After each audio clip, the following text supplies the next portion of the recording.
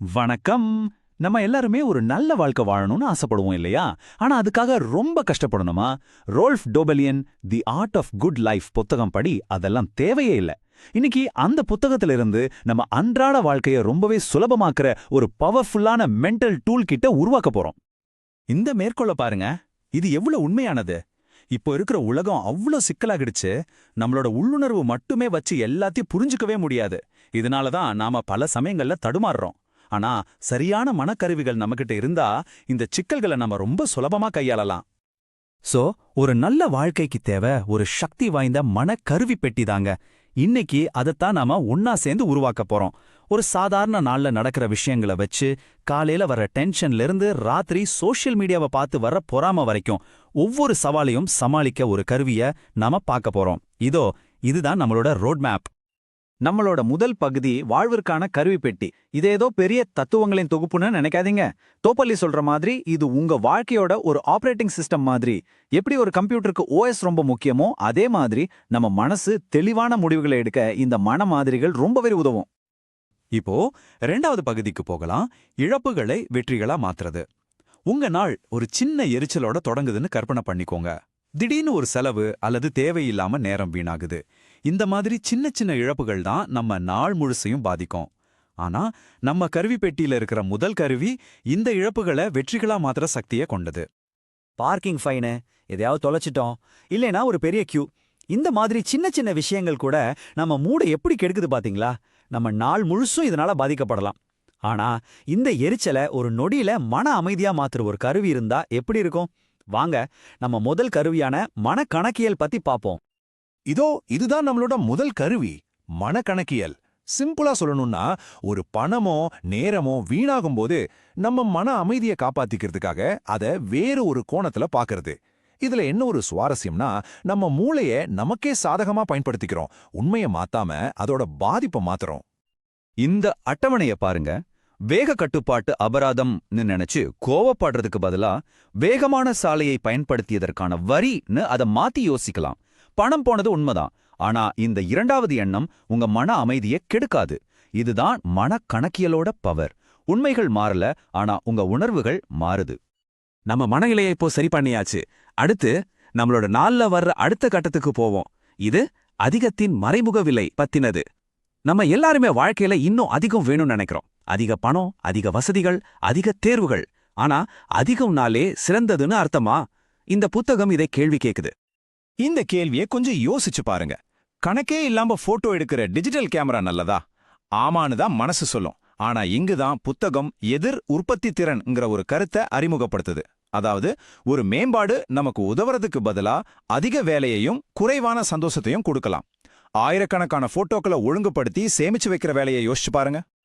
ஒரு பிரம்மாண்டமான வீடு அல்லது லேட்டஸ்ட் சாஃப்ட்வேர் இதெல்லாம் பார்க்க சூப்பரா இருக்கலாம். ஆனா அதை பராமரிக்கிற நேரம், பணம் மற்றும் மன அழுத்தம் போன்ற மறைமுக செலவுகளை கணக்கு பார்த்தா நம்ம சந்தோஷத்துல ஒரு நஷ்டம் தான் ஏற்படும். இதுதான் அதிகம்ங்கிற விஷயத்தோட கண்ணுக்கு தெரியாத விலை. இப்போ நம்ம கருவி பெட்டியோட அடுத்த கருவிக்கு வருவோம். வளைந்து கொடுக்காமையின் சக்தி. கேட்கவே கொஞ்சம் வித்தியாசமா இருக்கு இல்லையா? ஆனா இது ரொம்ப சக்தி வாய்ந்தது. நம்ம ஆபீஸ் நாளுக்கு போவோம். காலையிலிருந்து ராத்திரி வரைக்கும் நம்ம எடுக்கிற கணக்கில்லாத சின்ன சின்ன முடிவுகளை பத்தி யோசிங்க. இது ஒவ்வொன்றும் நம்ம மன ஆற்றலை கொஞ்சம் கொஞ்சமா உறிஞ்சிக்கிட்டே இருக்கு. இந்த சிஇஓ ஏன் இப்படி ஒரு விதியை வச்சிருக்காரு? இது ரொம்ப கண்டிப்பா தெரியலாம். ஆனா இதுக்கு பின்னாடி ஒரு ஆழமான உளவியல் உண்மை இருக்கு.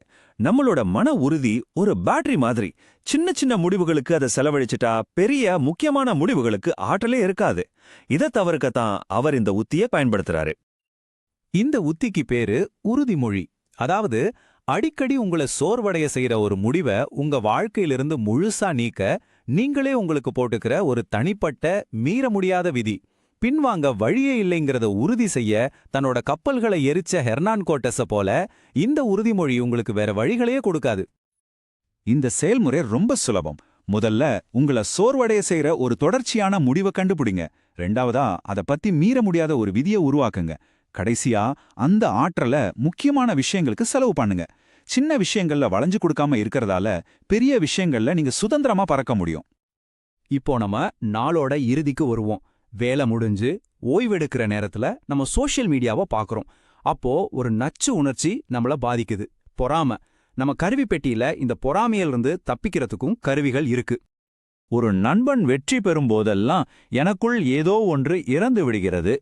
இந்த நேர்மையான வார்த்தைகள் நம்மள் பலரும் உணர்ந்த ஒரு விஷயத்த சொல்லுது.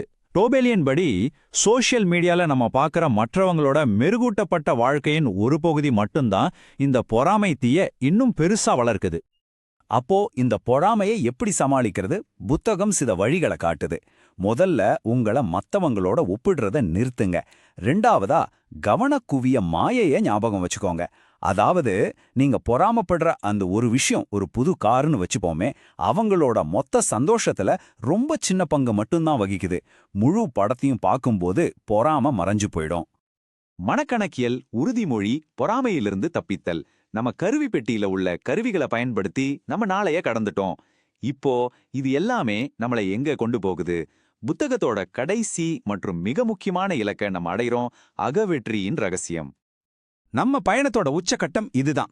ஒரு நல்ல வாழ்க்கைங்கிறது புயலே இல்லாத கடல்ல பயணம் செய்யற மாதிரி இல்ல. அதுக்கு பதிலா வர்ற புயல்களை திறமையா கையாள தெரிஞ்ச ஒரு திறமையான மாலுமியா இருக்கிறது தான். பிரச்சனைகளை தவிர்க்கிறது இல்ல, அதை சமாளிக்கிறது தான் ஒரு நல்ல வாழ்க்கை. பழங்கால ஸ்டோயிக் தத்துவவாதிகள் இந்த நிலைய அடராக்சியான்னு சொன்னாங்க. அதாவது வெளி சூழ்நிலைகள் எப்படி இருந்தாலும் உள்ளுக்குள்ள அமைதியா இருக்கிறது. இதுதான் உண்மையான வெற்றி. இதை எப்படி அடையிறது? நம்மால கட்டுப்படுத்தக்கூடிய விஷயங்கள்ல, அதாவது நம்ம எண்ணங்கள் மற்றும் செயல்கள்ல மட்டும் கவனம் செலுத்துறது மூலமா. அடுத்த முறை வாழ்க்கை உங்க முன்னாடி ஒரு சவாலை வைக்கும்போது உங்க மனக்கருவி பெட்டியிலிருந்து எந்த கருவி எடுக்க போறீங்க? அது கால எரிச்சலை மாத்திர மனக்கணக்கியலா இருக்கலாம், அல்லது உங்க கவனத்தை பாதுகாக்கிற உறுதிமொழியா இருக்கலாம். தேர்வு உங்களுடையது. ஞாபகம் வச்சுக்கோங்க, ஒரு நல்ல வாழ்க்கையை தேடி கண்டுபிடிக்க முடியாது, அதை ஒவ்வொரு கருவியா வச்சு நாம தான் கட்டமைக்கிறோம். இந்த பயணத்துல என்னோட இணைஞ்சதுக்கு ரொம்ப நன்றி. இந்த பயனுள்ள யோசனைகளை உங்க நண்பர்கள் மற்றும் குடும்பத்தினரோட பகிர்ந்து அவங்கள ஒரு நல்ல வாழ்க்கையை கட்டமைக்க உதவுங்க.